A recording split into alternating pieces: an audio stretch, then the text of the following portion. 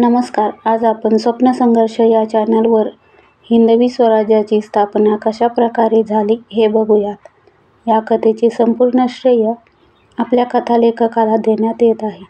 चला तर मग अशाच कथा ऐकण्यासाठी चॅनलला सबस्क्राईब करा आणि लाईक करून हाईप करायला विसरू नका. राज्याभिषेक संपन्न झाला.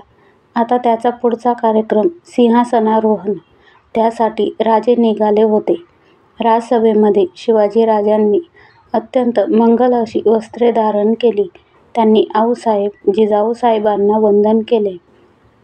पट्टराणी सोयराबाई, युवराज शंभूराजे हे सुद्धा आऊसाहेबांच्या पायाशी नतमस्तक झाले.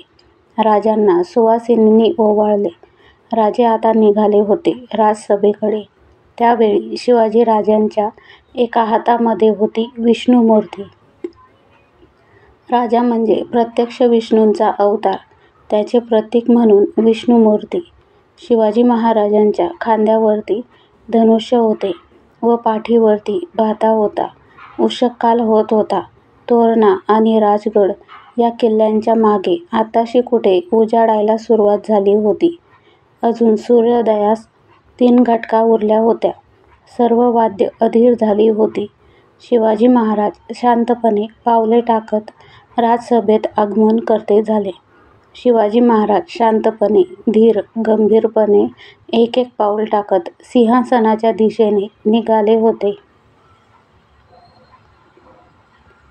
त्या सिंहासनाकडे बघताना, त्यांच्यावर जडवलेल्या रत्नमाणकाकडे बघताना, हिऱ्यांकडे बघताना, तेजस्वी नवरत्नांकडे बघताना त्यांच्या मस्तकी भावनांचे कल्लोळ उमटत होते. त्यांना आपले अनेक जिवलग आठवत होते.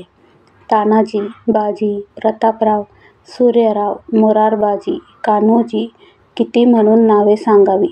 या सर्व जिवलगांनी स्वातंत्र्य संग्रामाच्या यज्ञकुंडात आपल्या प्राणाची आहुती दिली.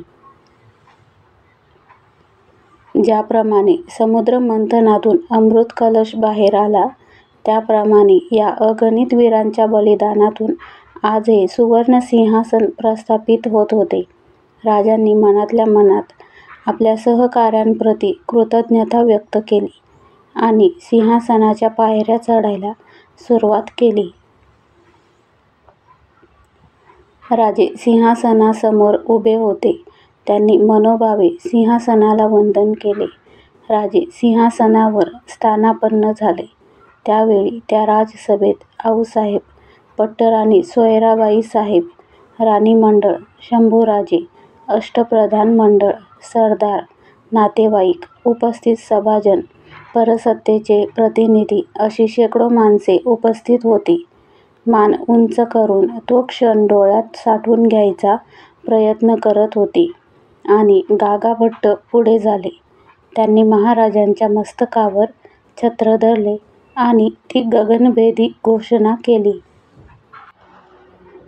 महाराज प्रौढ प्रताप पुरंदर क्षत्रिय कुलावंतस सिंहासनाधीश्वर राजा शिवछत्रपती की जय.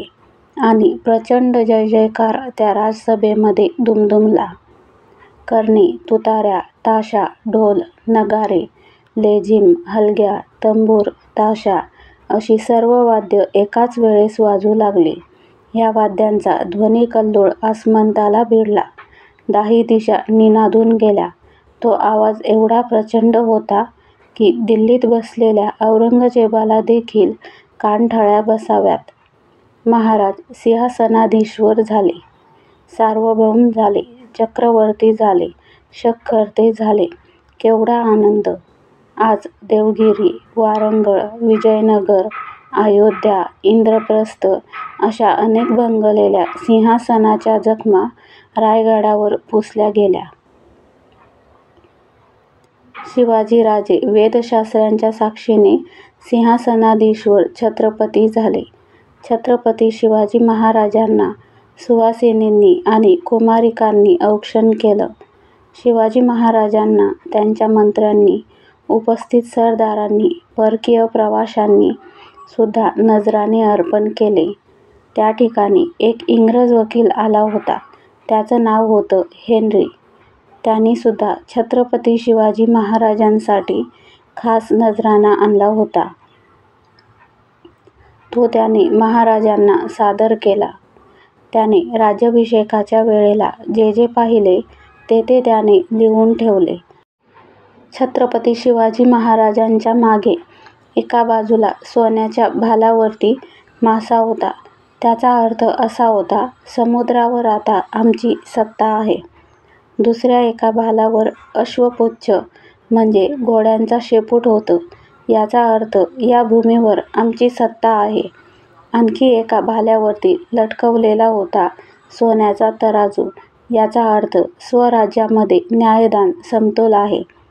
हेन्री नगारखान्याच्या भव्य दरवाजातून बाहेर पडला आणि त्याने बघितलं 2 शृंगारलेले हत्ती उभे होते. एवढ्या उत्तुंग पर्वतावर हत्ती कसे आले याचं त्याला कुतूहल वाटत होतं. आता पूर्वेला सूर्य उगवत होता, पण रायगडाच्या तेजाने सूर्याचे डोळे दिपून गेले असतील असा रायगडाचा आनंद गगनाला भिडला होता. अनेकदा पर्वतातून नद्या वाहत असतात. यावेळी रायगडावरून आनंद वाहत होता. आनंदाच्या डोहामध्ये आनंदाचे कल्लोळ उमटत होते.